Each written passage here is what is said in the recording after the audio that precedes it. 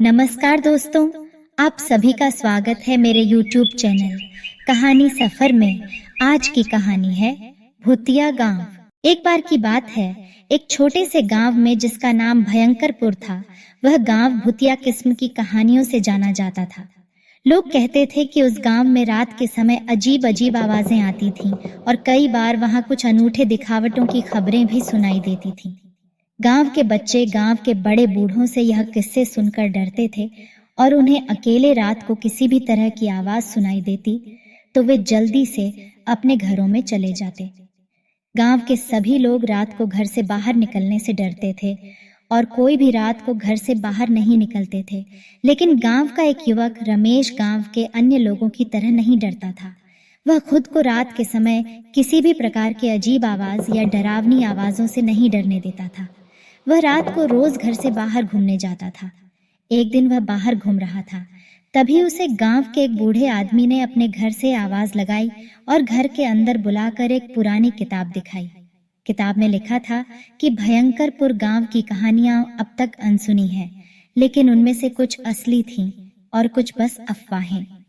रमेश को यह सुनकर खुशी हुई कि उसके पास अब कुछ अद्भुत कहानियां हैं जो उसने अपने गांव के अन्य लोगों के साथ साझा करने का फैसला किया। तभी से रात के समय सभी गांव वाले एकत्रित होकर उस बूढ़े आदमी की कहानियां सुनते थे। उसने कुछ ऐसी अद्भुत कहानियां साझा की जो गांव में अब तक अनसुनी थीं। वे कहानियां थीं भयानक, रोमांचक और थोड़ी सी चुनौतीपूर्ण। सभी गांव के लोग उन कहानियों में खो गए और उन्होंने एक दूसरे को आलस्यपूर्ण दिनों की बजाय रात की सुनहरी बातों में वक्त बिताने की सलाह दी।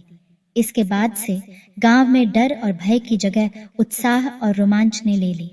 लोग रात के समय की आवाजों का अब मुकाबला करने लगे और उन्होंने देखा कि वास्तविकता में वह आवाजें कुछ नया और अनुभवनीय हो सकती हैं। इस कहानी से हमें यह सीखने को मिलता है कि डर और अज्ञानता से ही अधिकांश भयानक लगते हैं। जब हम अपने आत्मविश्वास में आते हैं और नई चुनौतियों का सामना करते हैं तो हम अपने आप में नई राह प्राप्त कर सकते हैं। इसी तरह भयंकरपुर गांव की कहानी हमें यह सिखाती है कि वास्तविकता के पीछे छुपी हुई बातों का पता लगाना महत्वपूर्ण है और हमें खुद को उन स्थितियों में प्रस्तुत करने का साहस करना चाहिए।